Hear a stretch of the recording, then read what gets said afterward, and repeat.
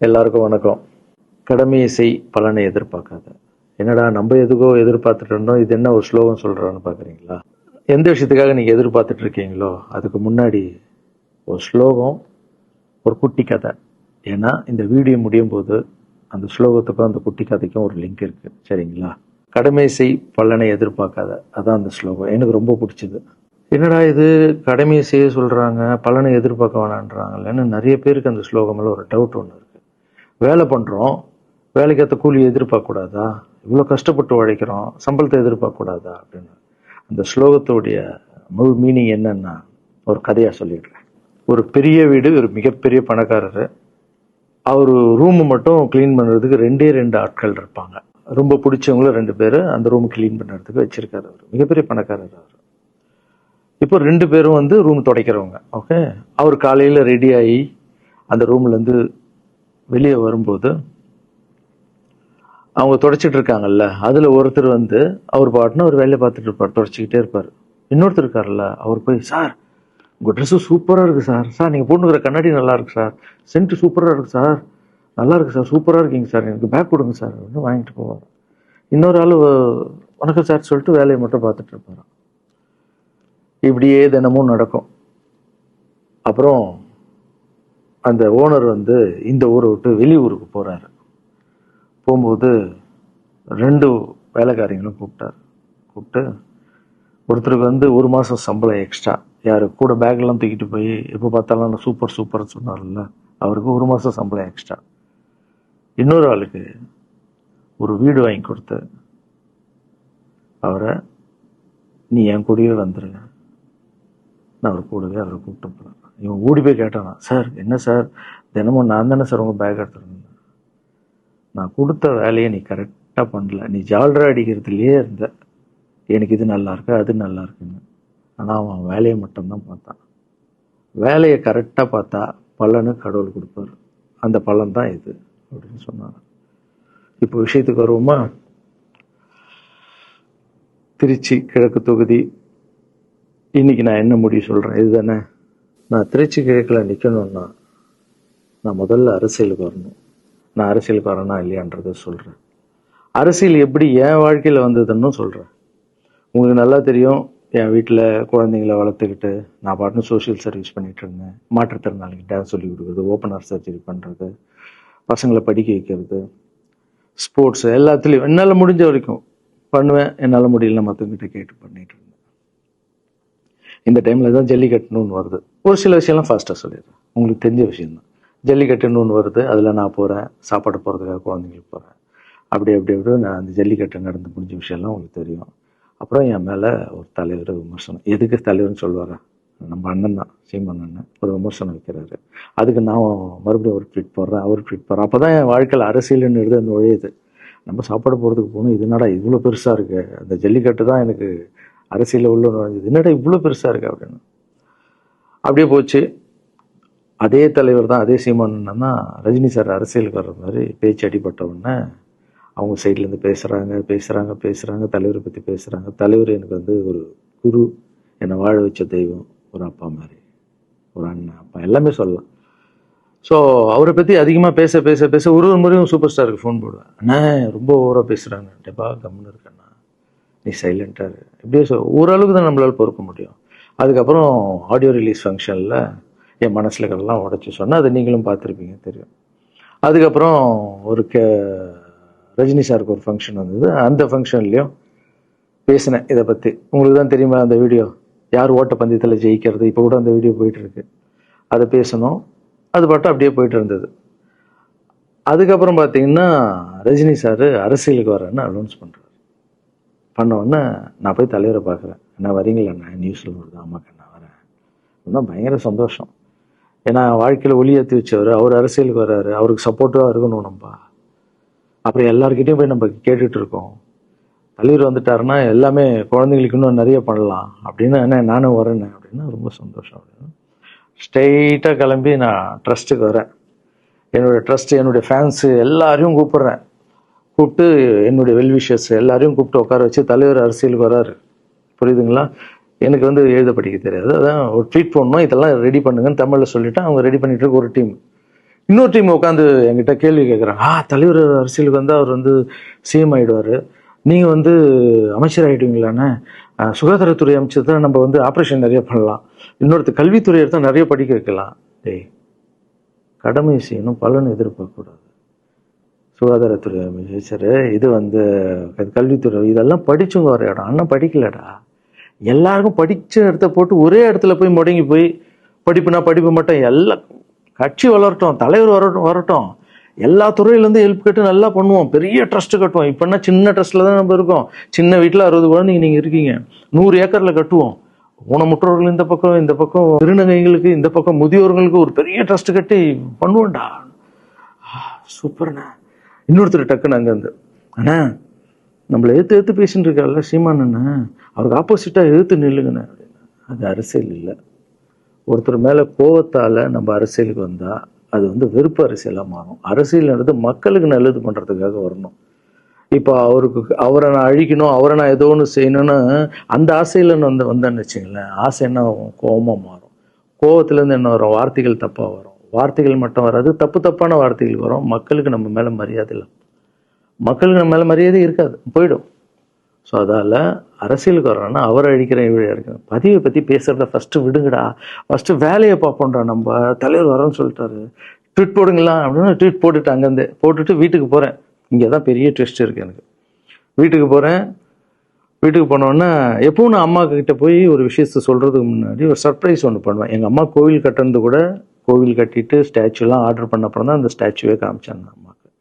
அதே மாதிரி அரசியல் விஷயத்துலையும் போய் சொல்லலான்னு அம்மாவை கூப்பிட்டு ஃபேமிலியெல்லாம் உட்கார வச்சு, அம்மா தலைவர் அரசியலுக்கு வர்றாரு, சரி கண்ணா, நானும் அரசியல் போடுறேன், இங்கே பரமா ட்வீட் போட்டிருக்கேன் அப்படின்னு அம்மா முகம் டக்குன்னு மாறிட்டு ஓகே கண்ணா, ஓகே நான் சாப்பிடலாம் அப்படின்னு எழுந்து போயிட்டாங்க. என்ன இப்படி போக மாட்டாங்களே, ஒரு விஷயத்த சொன்னால் சூப்பர் கண்ணான்னு பேசுவாங்கல்ல, 1 hour அதில் இருக்கிற நல்லது கெட்டது எல்லாம் பேசுவாங்க, என்ன போயிட்டாங்க அப்படின்னு ஒரு ஃபீல். சரி, இது உடம்பு சரியில்லை போல, அப்செட்டில் இருக்கான்னு விட்டேன். அப்புறம் 2-3 நாள் அவங்ககிட்ட பேசவே மாட்டுறாங்க. கூப்பிட்டு, என்னம்மா உனக்கு பிரச்சனை, ஏதாவது தப்புன்னா அடின்னா அடிச்சிடுமா, என்னம்மா இப்படி பேசாமல் இருக்குன்னா, இல்லை கண்ணா நீ அரசியல் போனது எனக்கு பிடிக்கல அப்படின்றாங்க. ஏமா அரசியல் போனால் பிடிக்கல? இல்லை கண்ணா, அது ஒரு சாக்கடை, அரசியலுக்கு போகக்கூடாது. அது வந்து பணம் கொடுக்குறாங்க அரசியலுக்கு, ஓட்டு வாங்குறதுக்கு பணம் கொடுத்து தாங்க நான் ஜெயிக்கிறாங்க. அதுக்கப்புறம் ஜாதி இல்லைன்னுவாங்க, ஜாதி இருக்குது. மதம் இல்லைன்னுவாங்க, மதம் இருக்குது. அந்த சாக்கடைக்குள்ளே நீ போகாதப்பா. நம்மளுக்கு வாழ்க்கையை ஒளி வச்சு ஏற்றி வச்சவர் தானே நம்ம சூப்பர் ஸ்டார். அவர்கிட்ட என்னை கூப்பிட்டு போப்பா, நான் சொல்கிறேன். அவர் ஒரு ஆன்மீகவாதி, அவரும் அரசியலுக்கு வர வேணாம், இந்த வயசில் அவர் நிம்மதியாக இருக்கட்டும், எதுக்கு அரசியலுக்கு வர, என்னை கூப்பிட்டு போ, அப்பாயின்மெண்ட் வாங்கி கொடுன்னாங்க. அப்பாயின்மெண்ட் வாங்கி கூடா? நானும் வேற கனவுல வந்து மைண்ட் வைஸ், அம்மா நான் சொல்கிறது கேளுமா, நம்ம எத்தனையோ இப்போ வந்து எல்லா குழந்தைங்களுக்கும் ஒவ்வொரு ஸ்டேஜில் போய் கேட்டு தானேம்மா ஹெல்ப் நடக்குது. இப்போ தலைவர் வந்துட்டாருன்னா நம்ம தாராளமாக பண்ணலாம்லம்மா, உங்கள் கையில் எவ்வளோ காசு இருக்கோ அதுக்கு மட்டும் செய், அரசியல் வேணான்னு சொல்கிறேன் அப்படின்னு போயிட்டான். அந்த ஃபேஸ் வந்து அதுக்கப்புறம் அடிதான் நம்மளுக்கு. சரி, இந்த உலகத்தில் அம்மா மீறி பண்ணலாம், ஆனால் நான் உருப்பிட மாட்டேன், எனக்கு நல்லா தெரியும். இந்த உலகத்துலேயே எனக்கு யாருன்னா எங்கள் அம்மா தான். அது அம்மா இல்லை, எங்கள் கடவுள்னே சொல்லலாம், நான் எதிர்க்க பார்க்குற கடவுள். சரி, அம்மாவுக்கு சொல்லி புரிய வைக்கலாம். என்னடான்னு தலைவர்கிட்ட போய் எப்படி சொல்கிறது, பசங்கிட்ட ஒரு பயங்கர பில்டப் கொடுத்துட்டோம், அது இதுன்னு எல்லாம் வேலை வேற பார்த்துட்டு இருக்காங்க, என்ன பண்ணுறது. அந்த டைமை பார்த்து கொரோனா வருது.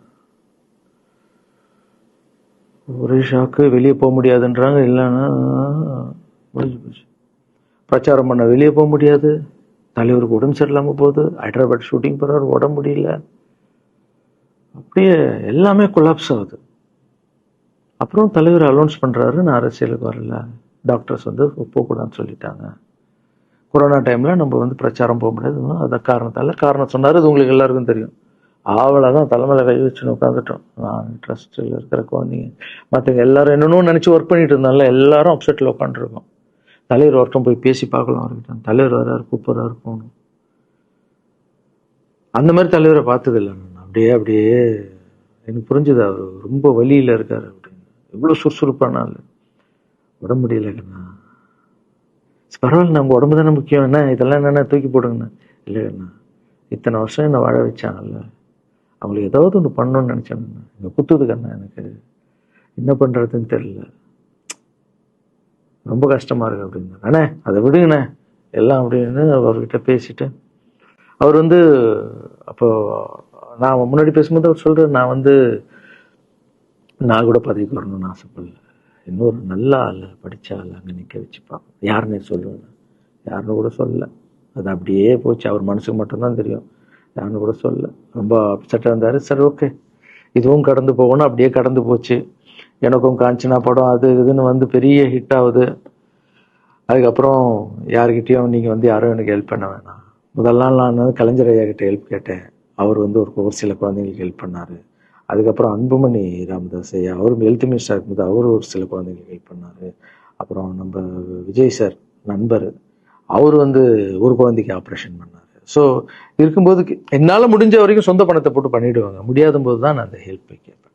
இப்போ தான் நல்லா வந்துட்டுமே, யாருக்கும் எனக்கு பணம் கொடுக்க வேணாம், இனிமேல் என் சொந்த பணத்திலே பண்ணுறேன்னு சொல்லிட்டு நான் பாட்டுன்னு ஒரு வீடியோ கூட நான் போட்டேன், இனிமேல் யாரும் பணம்லாம் கொடுக்க வேணாம் அப்படின்னு. அப்படியே போயிட்டுருக்கு. காஞ்சனாவெல்லாம் முடிஞ்சு ஜிகிர்தண்டா படம் ரிலீஸ் ஆகுது. ஜிகிர்தண்டா பார்ட்டி போயிட்டுருக்கு. டைரக்டர் நின்று பேசுகிறேன். நான் டைரக்டர் கிட்ட போகிறேன். டைரக்டர் யார்கிட்டயும் ஃபோனில் பேசிகிட்டு இருக்காரு. அப்படியே பேசிகிட்டு இருக்கிறவர் டக்குன்னு இந்த சீமானன் பேசுவார்னு கொடுத்துட்டாரு என்கிட்ட. அவருக்கும் தெரியாது நான் பேச போகிறேன். அவர்கிட்ட லாரன்ஸ் பேசுவார், சீமானன் ரெண்டு பேரும் சைலண்ட்டு. நானும் எதுவும் பேசல, சீமானனும் எதுவும் பேசல. அப்படியே ஒரு நிமிஷம் அப்படியே நிற்கிறோம். பெரியவர் இல்லை என்னாலும் அண்ணன் அப்படின்னு, அவ்வளோதான் அண்ணன்.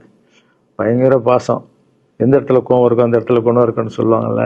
அண்ணன் வந்து புகழ்ந்து தள்ளுறாரு ஜிகிர்தண்டாவை. இப்படி பண்ண கண்ணா, அப்படி பண்ண இவ்வளோ சூப்பராக பண்ண, அந்த சீன் எனக்கு ரொம்ப பிடிச்சதுன்னு. அவருடைய அன்பு தான் தெரியும்ல, எல்லாமே அதிகமாக இருக்கும் அண்ணன்கிட்ட. அண்ணா ரொம்ப சந்தோஷமாக வாழ்த்தினார். அப்புறம் நான் வந்து மாற்றம்னு ஒரு அமைப்பு ஆரம்பிச்சிருக்கேன்ல, இந்த விவசாயிகளுக்கு டிராக்டர் கொடுக்கறது, அப்புறம் மாற்றுத்திறனாளிக்கு ஸ்கூட்டி கொடுக்கறது, எல்லாமே அதை பார்த்துட்டு பத்திரிகையாளர் கேட்குறாங்க அவர்கிட்ட, ரகுவலாரன் சார் மாற்றம்னு அமைச்சிருக்காருன்னா, நல்ல விஷயம் தம்பி, நல்லா பண்ணிட்டோம், நல்லா இருக்கட்டும் அப்படின்னு வாழ்த்தினாரு. ஸோ ஒரு பெரிய பிரச்சனைக்கு கடவுளே வந்து அதை அப்படியே சால்வ் பண்ணி வச்ச மாதிரி ஆயிடுச்சு. அப்படியே போச்சு. ஆனால் நீங்கள் நல்லா இருக்கணும், எங்கே இருந்தாலும் நல்லா இருப்பீங்க. எப்பெல்லாம் ட்ரஸ்ட்டுக்கு போகும்போது பசங்கள்லாம் கேட்பாங்க, அந்த 100 ஏக்கர் ட்ரஸ்ட்டு குழந்தைங்க, சரி ஓகேடா. அப்படி பார்த்தீங்கன்னா நண்பர் விஜய் சார் கிட்ட பேசிட்டு இருக்கும்போது நான் வர அரசியலுக்குன்றாரு. நிஜமா நண்பா அப்படின்னு, எஸ் அப்படின்னு.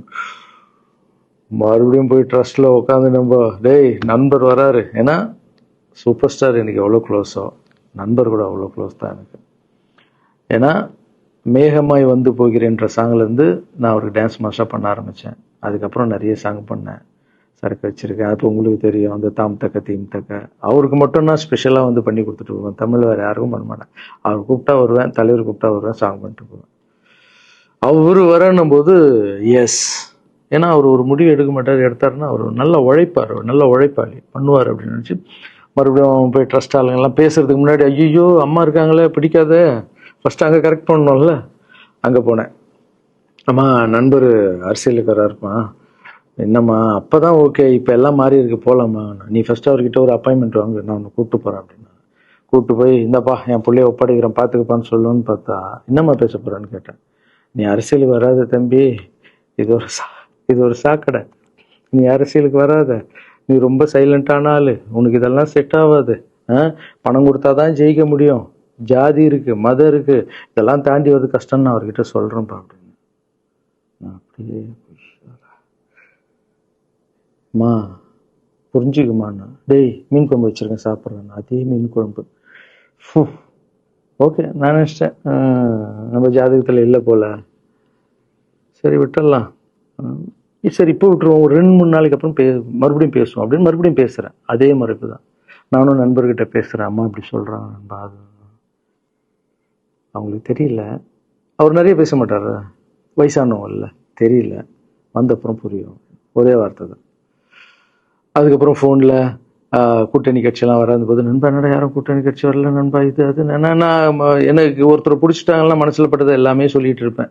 அது நல்லதோ கெட்டதோ, என் பழக்கம் அப்படி தான், பிடிக்கலாம் தூரம் ஒதுங்கிடுவேன். அப்படியே போகுது. எலெக்ஷன் வருது, அனௌன்ஸ் பண்ணுறாங்க, எலெக்ஷன் நண்பர் நிற்கிறாரு. ரிசல்ட் அன்னைக்கு டோட்டலாக மாறுது எல்லாமே, அப்படியே தலைகீழாக ஆகுது, புரட்டி போடுறாரு சரித்திரத்தை. வேறம்மா இப்போ முதல்ல தெரிந்து எங்கள் அம்மாவை தான்.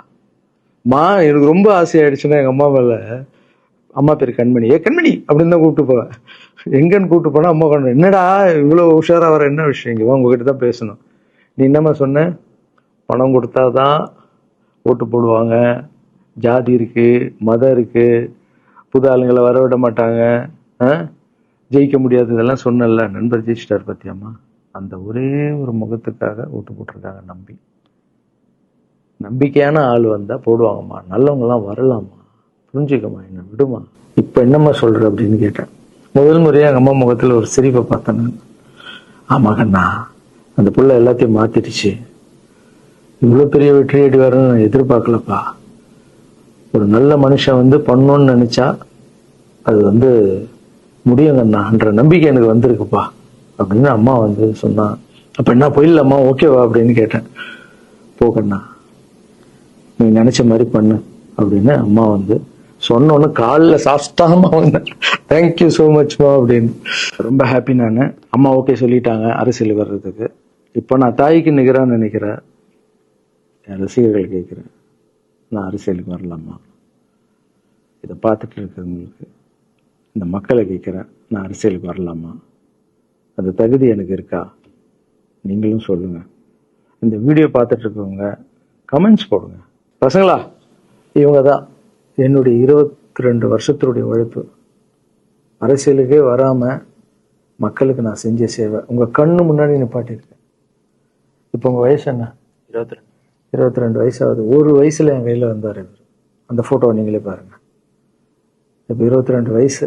ஒரு குழந்தைய வளர்க்கறதுக்கு நீங்க எவ்வளவு கஷ்டப்படுவீங்க உங்களுக்கு தெரியும்ல. அந்த கஷ்டம் என்னன்னா, ஸ்கூலுக்கு அனுப்புறது ஃபீஸ் கட்டுறதுலேருந்து, உடம்பு சரியில்லாமல் போனாலும் அவன் ஆசையில் நிறைவேற்றுறதுலேருந்து, ஒரு குழந்தைக்கு அப்படின்னா 60 குழந்தைங்களை வளர்த்துருக்கேன். எவ்வளோ பிரச்சனை வந்திருக்கேன், எவ்வளோ நோய்கள் வந்திருக்கும், எவ்வளோ நைட் தூங்காமல் வந்திருக்கேன், அதில் எவ்வளோ டிஸ்டர்ப், அதுவும் என் வீட்டில் வளர்த்துருக்கேன். இதெல்லாம் எதுக்கு பண்ணேன்னா, எந்த ஒரு எதிர்பார்ப்பும் இல்லாமல் கடமை செய் பலனை எதிர்பார்க்காதன்ற அந்த வார்த்தை எனக்கு ரொம்ப பிடிக்கும். அதுக்காக செஞ்சுருக்கேன், என் மக்களுக்காக செஞ்சுருக்கேன். ஏன்னா மக்கள் தான் என் படத்தை பார்க்குறாங்க. மக்களால் தான் நான் கார் வாங்குறேன், வீடு வாங்குறேன், சந்தோஷமா இருக்கேன். அவங்களுக்கு இந்த சொசைட்டிக்கு நான் ஏதாவது பண்ணணும். அரசியலுக்கு வர்றதுக்கு முன்னாடியே பண்ண விஷயங்கள் பார்த்தீங்கல்ல. 22 வருஷம் உழைச்சிருக்கேன். ஒரு கதை ஒன்று சொன்னல, 2 வேலைக்காரங்க இருந்தாங்கன்னு. சின்சியராக யாருக்கும் ஜாலர் அடிக்காமல் எதுவும் பண்ணாமல் என் தொழிலுக்கு தர்மமாக, என் மக்களுக்கு தர்மமாக என்ன பண்ணணுமோ 22 வருஷம் உழைச்சி உங்கள் கண்ணு முன்னாடி நிப்பாட்டிட்டேன். அந்த ஓனர் ஒரு பலன் கொடுத்தார்ல, அந்த ஓனர் யார் தெரியுமா? கடவுள். அந்த கடவுளுக்கு தெரியும் எனக்கு என்ன பலன் கொடுக்கணும். இதுக்கு தான் அந்த கதை லிங்க் ஆகும்னு சொன்னேன். ஸோ நீங்கள் சொல்லுங்கள், நான் அரசியலுக்கு வரணுமா வேண்டாம்? வேண்டாம்னா வேணாம் சொல்லுங்கள். வாப்பா, வாடாகண்ணா, வா நண்பா, வாங்கண்ணா அப்படின்னு சொல்லுங்கள். என் முடிவை நான் உங்களுக்கு சொல்கிறேன். உங்கள் முடிவுக்காக காத்திருக்கேன்.